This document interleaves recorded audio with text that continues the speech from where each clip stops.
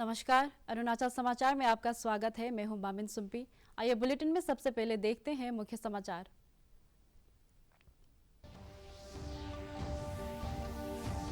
APPSC paper leak मामले की जांच से असंतुष्ट और एपीपीएससी के नए अध्यक्ष एवं सदस्यों की नियुक्ति के विरोध में विभिन्न संगठनों द्वारा शुक्रवार की सुबह 5 बजे से बुलाए गए अनिश्चितकालीन राजधानी क्षेत्र ईटानगर बंद से जनजीवन प्रभावित।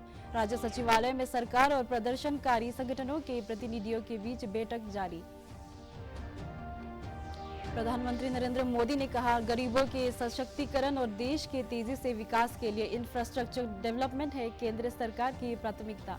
नई दिल्ली में economic times global business summit में प्रधानमंत्री ने कहा कि सरकार ने पिछले 9 वर्षों में 3 करोड़ गरीब परिवारों को दिया है पक्का मकान। दुनिया के सबसे बड़े नदी क्रूज गंगा विलास आसाम में पहुंचा।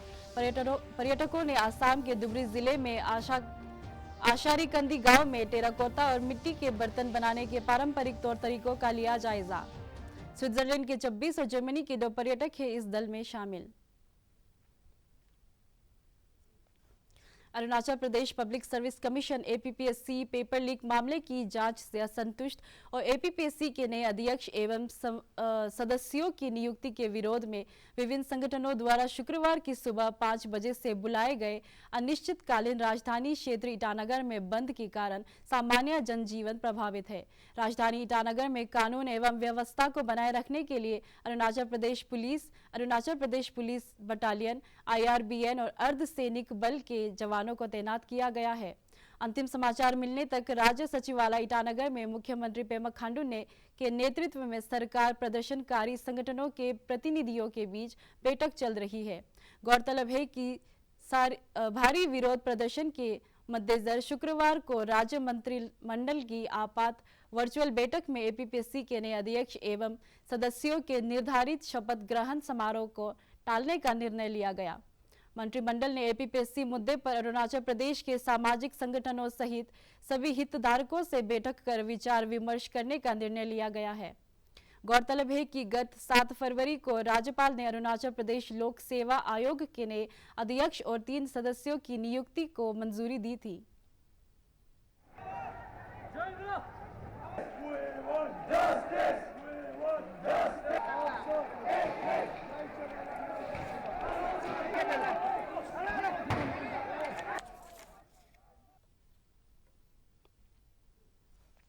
प्रधानमंत्री नरेंद्र मोदी ने कहा है कि सरकार गरीबों के सशक्तिकरण पर ध्यान केंद्रित कर रही है ताकि वे राष्ट्रीय विकास में योगदान कर सके।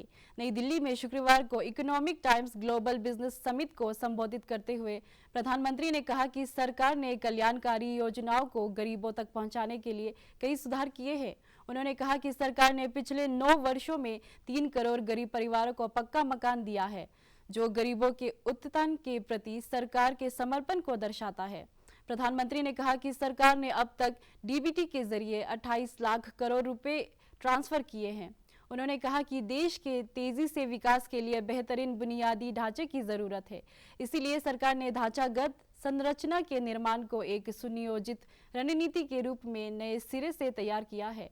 उन्होंने कहा कि पीएम गति शक्ति राष्ट्रीय मास्टर प्लान न केवल बुनियादी ढांचे के निर्माण को गति दे रही है, बल्कि क्षेत्र की प्रगति और लोगों के विकास पर भी जोर दिया जा रहा है।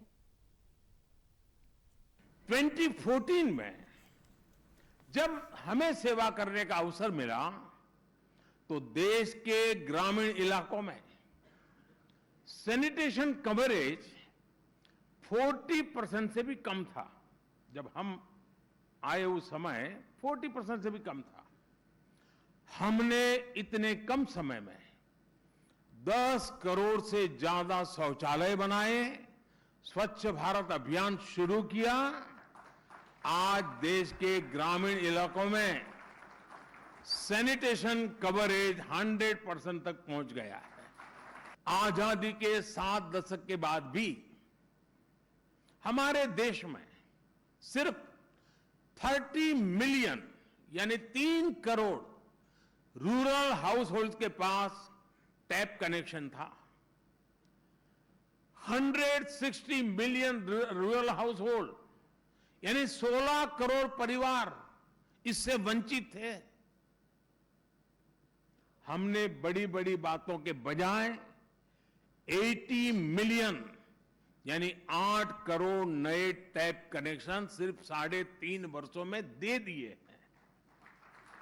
ये है री इमेजिनेशन का कमाल। फ्रेंड्स, इस समिट में शामिल एक्सपर्ट भी इस बात को मानेंगे कि भारत की रैपिड ग्रोथ के लिए अच्छा इंफ्रास्ट्रक्चर जरूरी है। आज भारत में 38 किलोमीटर पर डे की स्पीड से हाईवे बन रहे हैं और डेली 5 किलोमीटर से ज्यादा रेल लाइनें बिछ रही हैं। हमारी पोर्ट कैपेसिटी आने वाले 2 वर्षों में 3000 MTPA तक पहुंचने वाली है। 2014 के मुकाबले ऑपरेशनल एयरपोर्ट्स की संख्या 74 से बढ़कर के 147 हो चुकी है।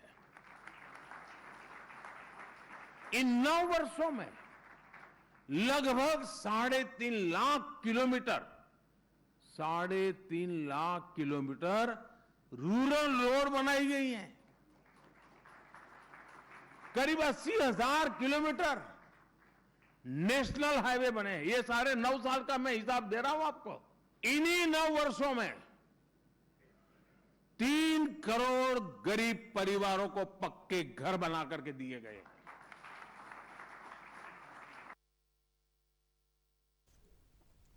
दुनिया के सबसे बड़े नदी क्रूज गंगा विलास के पर्यटकों ने आज आसाम में धुबरी जिले में आशारी कंदी गांव में टेराकोटा और मिट्टी के बर्तन बनाने के पारंपरिक तौर तरीकों का जायजा लिया। इनमें स्विट्जरलैंड के 26 और जर्मनी के 2 पर्यटक शामिल हैं। पर्यटकों ने धुबरी शहर में गुरुद्वारा तेग बहादुर साहिब जी और विक्टोरिया पार्क को भी देखा। इस मौके पर टेराकोटा कारीगर जोगेश चंद्र पॉल ने कहा कि गंगा विलास क्रूज से पर्यटन को बढ़ावा मिलेगा और उनके उत्पादों को विश्व स्तर पर पहुंचाने के अवसर बढ़ेंगे। आशारी कंदी गांव देश में टेराकोटा और मिट्टी के बर्तनों का सबसे बड़ा केंद्र है।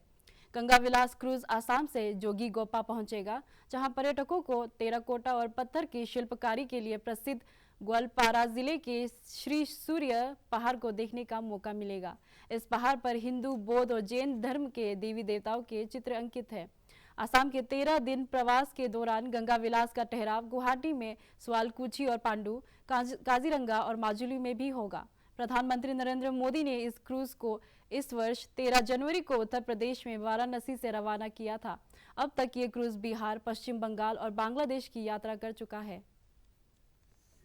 Hospitality that we are experiencing here, it's fantastic to see this ceremony that you arranged for us. All the people that are here, it's overwhelming. And a handicraft obviously is very unique, and we are enjoying to see the finished goods, but also how people do produce these handicrafts. This is amazing. And generally speaking, in India, we really love all the colors that you have with your saris and these type of things, the flowers. So we're really enjoying this. We are overwhelmed. It's fantastic. I mean, being traditional, going on with the tradition you have had for centuries, I suppose, to keep it alive for this generation and the next one is a great job. Being also thinking commercially, it's a very good idea as well, and especially as I just got explained that it will be biodegradable. It is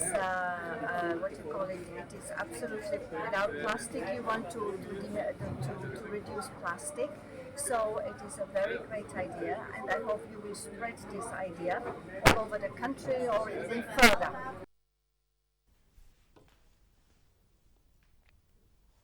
युवा समन्वय कार्यक्रम का दूसरा संस्करण east Kameng जिले में आगामी 11 मार्च से 13 मार्च तक आयोजित होगा। मुख्यमंत्री पेमा खांडू ने अपने एक ट्वीट में बताया है कि 3 दिन तक चलने वाले युवा समन्वय कार्यक्रम में लोक नृत्य, लोक संगीत, adventure sports, handicraft making, yoga sessions, motivational speeches, painting और फोटोग्राफिक सेशंस आयोजित होंगे।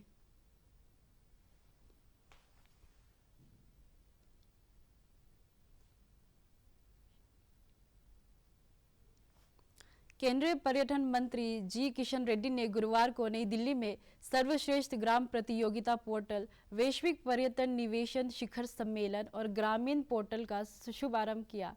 इस अवसर पर उन्होंने कहा कि स्वदेश दर्शन योजना के तहत विकास के लिए 15 थीम टूरिस्ट सर्किट की पहचान की गई है और इस योजना के लिए कुल 5,315 करोड़ 59 लाख रुपए स्वीकृत किए गए हैं। इसके तहत 76 परियोजनाओं में से अब तक 59 पूरी हो चुकी है और लगभग 25% बजट योजना को पूर्वोत्तर राज्यों में खर्च किया जा रहा है। केंद्रीय पर्यटन मंत्री ने कहा है कि प्रसाद योजना पर राष्ट्रीय मिशन के तहत विकास के लिए देश में कुल 73 साइट्स की पहचान की गई है और 1,586 करोड़ 10 लाख रुपए की कुल 45 परियोजनाओं को मंजूरी दी गई है, जिनमें से 20 पूरी हो चुकी है। सेलेक्टेड पिलग्रिमेज साइट्स को इंटीग्रेटेड डेवलपमेंट करने के लिए जो पिलग्रिम्स आते हैं, टूरिस्ट आते हैं, उनका मिनिमम अम्यूनिटीज हर पिलग्रिम सर्किट पे रहना चाहिए। उसी दृष्टिकोण से 30 स्टेट्स प्लस यूटीज में 73 पिलग्रिमेज सेंटर्स को विकास करने का निर्णय करके आगे बढ़ रहे हैं। इस योजना में अभी तक 1,586 करोड़ का 45 प्रोजेक्ट्स अभी तक मंजूरी दिए गए हैं। इसमें मोर देन 20 प्रोजेक्ट्स पूरा भी हो गया।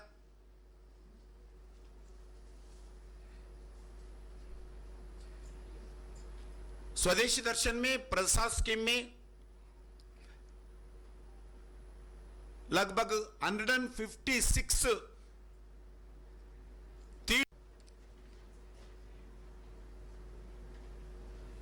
मुझे पूरा विश्वास है 2023 भारत में लगभग 1 करोड़ से ज्यादा फॉरेन टूरिस्ट का आने का अनुमान है। स्वदेशी दर्शन के द्वारा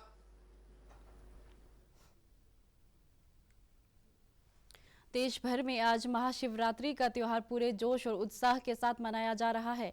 इस अवसर पर श्रद्धालु बुराई के विनाशक भगवान शिव की आराधना करते हैं। ईटानगर सहित अरुणाचल प्रदेश के सभी शिव मंदिरों में बड़ी संख्या में श्रद्धालुओं ने पूजा अर्चना की। इस अवसर पर मंदिरों को सजाया गया है और लोग पूजा अर्चना के लिए सुबह से ही मंदिर पहुंच रहे हैं। भगवान शिव के अधिकांश मंदिरों में श्रद्धालुओं की लंबी कतारें देखी गई। राजधानी ईटानगर में शुक्रवार से जारी बंद के कारण श्रद्धालुओं को पूजा सामग्री के लिए मुश्किलों का सामना करना पड़ा और मंदिरों में आने वाले लोगों की संख्या पर भी असर पड़ा। प्रधानमंत्री नरेंद्र मोदी, केंद्रीय मंत्री किरेन रिजिजू और मुख्यमंत्री पेमा खांडू ने देशवासियों को शिवरात्रि की शुभकामनाएं दी है। तो शिवरात्रि महायोग चतुर्दशी तिथि शाम 6:40 से ही उधर पूजा आरंभ माना जाता है। तो कल शाम को 3:30 बजे तक महाशिवरात्रि जो है, तो इसमें भक्तगण अभी पूजा में जो हो जैसे चाह सके, अपना घर में हो, मंदिर मठ मंदिर अपना कॉलोनी में, तो देवादेव महादेव उमा महेश्वर भगवान का पूजा जैसे भी हो धूमधाम से चल रहा है, जो हमेशा ही मान के आया है। तो कल हम लोग का यज्ञ होगा, पूजा पूर्णता होगा कल शाम तक में।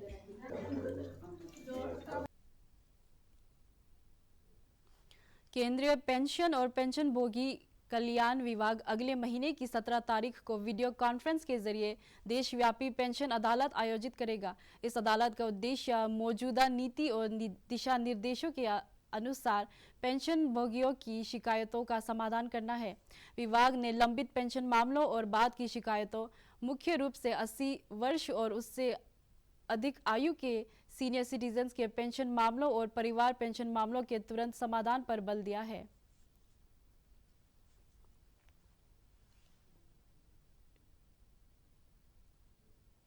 तवांग जिले के टिंगबू विलेज में जल जीवन मिशन के तहत हर घर में नल के जरिए जल पहुंचने से लोगों को अब जल के लिए दूर नहीं जाना पड़ रहा है। भौगोलिक चुनौतियों के बावजूद राज्य के PHE और वाटर सप्लाई डिपार्टमेंट ने इस परियोजना को गांव से गांव के लोगों के साथ मिलकर समय पर पूरा किया है।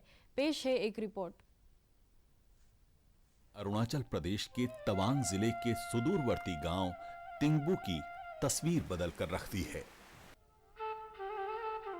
तवांग जिले का ये गांव आज जल जीवन मिशन के माध्यम से हर घर जल पहुंचाने में कामयाब रहा है।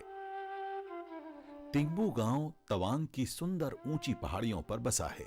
यहां जल जीवन मिशन के माध्यम से हर घर जल पहुंचाना नामुमकिन को मुमकिन बनाने से कम नहीं था। पहले पहले हम लोग को बहुत तकलीफ मिलता था कि इतना दूर दूर से पानी भुगता था, इसलिए बीएचए वाला लोग ने खींच के हम लोग के लिए बहुत सुविधा है। पानी का कोई प्रॉब्लम नहीं है अभी। जल जीवन मिशन को धरातल पर उतारने और उसे अंजाम तक पहुंचाने के लिए टिंगबू गांव के हर शख्स को विश्वास में लिया गया। उन्हें ये भरोसा दिलाया गया कि ये मिशन सरकार का नहीं बल्कि गांव के हर एक शख्स का है, जिसमें गांव के हर एक नागरिक की भूमिका होगी। फिर चाहे वो जल जीवन मिशन के अंतर्गत पाइप लगाना हो, टैंक इत्यादि की मरम्मत का कार्य हो या फिर देखरेख का कार्य, उन सब में गांव वालों की और village water and sanitation committee की ही भूमिका अहम रहेगी। हम लोग वाटर सोर्स को बचाने के लिए पेड़ पौधा नहीं काटेंगे। आप लोग का मंजूर है? हर घर से हम लोग बिल 50 रुपए उठाएगा। आप लोग को मंजूर है? वाटर सप्लाई के लिए हम लोगों ने जब भी सर्वे किया तो उस समय में ऐसे हुआ कि गांव वालों को भी हमने साथ लिया। गाड़ी तो पहुंचती नहीं है वहाँ पे, तो हमें क्या करना है कि हर चीज़ को हेड लोड करना है। अगर टैंक बनाना है, आपका मटेरियल्स होता है जैसे सीमेंट हो गया, रोड हो गया, वो सबको हेड लोड से आपको उसमें पहुंचाना है। तो वो पहुंचाने में काफ़ी इसमें कॉस्ट में डिफरेंस आ जाता है। कैसे आता है बोलने से, यहाँ में जो शहर में 400-500 में जो सीमेंट मिलता है, वहाँ में 1500-2000 ऐसे हो जाता है। तो कॉस्ट में काफ़ी फ़र्क आ जाता है।